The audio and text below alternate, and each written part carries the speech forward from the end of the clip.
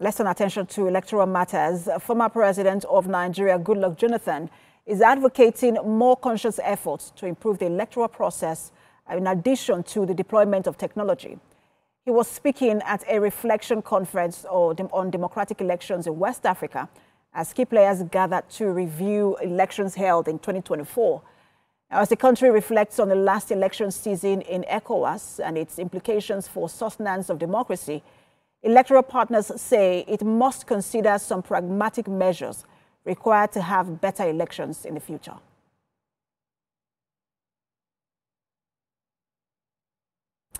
Now, the election program manager, Yaga Africa, Paul James, joins me on the news for more update. He joins me virtually. Good to have you join us. Thank you so very much for the opportunity. So the notion basically is that most African countries basically just hold elections to have some semblance of the conferment of legitimacy. I know you were at this particular conference. What were the assessment of the elections held, or what was the assessment of the elections held in 2024?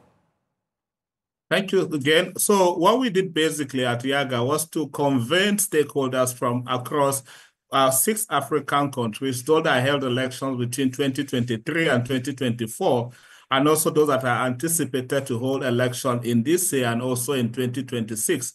In the room, we had stakeholders that came from Sierra Leone, from Senegal, from Gambia, from Ghana, from Liberia, as well from Guinea-Bissau. What would essentially happen at the reflection roundtable is to look through these elections to see what were the salient points of these elections, what were the major takeaway or high points of the election, and what can others learn. For instance, if you look at the elections that were conducted in Ghana, the elections in Liberia, and then the election in Sierra Leone and Senegal, for instance, one of the things that had happened from those elections was that there was peaceful transition. And in addition to the peaceful transition, also, some of these elections recorded unprecedented turnout. The elections in Liberia and the elections in Ghana were in the 70s. The percentage of voter turnout was in the 70s. So as stakeholders in this space, we thought we want to also learn from these people. What did they do differently that Nigeria, for instance, can learn from? One of the things we saw from this election was also technology penetration in the elections. Despite the challenge of infrastructure in Liberia, for instance, Liberia has only about 35% of internet penetration across the country. Liberia was able to do biometric registration of voters before the election.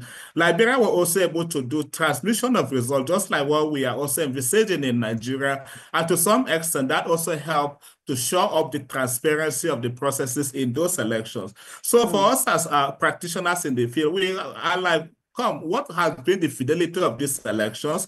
And what are those things that we could take in relation to election integrity that can improve the quality of the Paul, election? I will let you get to that, in just a moment. But you mentioned something I do not want us to lose, which is the fact that technology also helped to show up the transparency and the credibility of the election. And that's why I find very interesting what the comment coming from the former president, Goodluck Jonathan, where he said technology alone will not do the work. I just wanted to, if you agree with that statement, and also explain to us what you think, what more can be done. Yeah, so much. The understanding from that meeting was that technology alone cannot deliver credible election, because you also need to think about other elements around the deployment of technology. In fact, even in the procurement of technology, you want to see that the process is transparent. You also want to see that this technology is subjected to even testing before their full deployment. President Goodluck Jonathan made even some remarks or some jokes about his own attempt to use technology in the 2015 election, and how he himself, his wife, and his mother were denied that opportunity by the smart card that was deployed by the Jega-led INEC of that time. But you also will agree that over time there has been so much improvement, especially with the introduction of the beavers. So the point by Jonathan was that it was not enough to just deploy this technology, but we also have to talk about the corruption that happened around the human element that deployed this technology.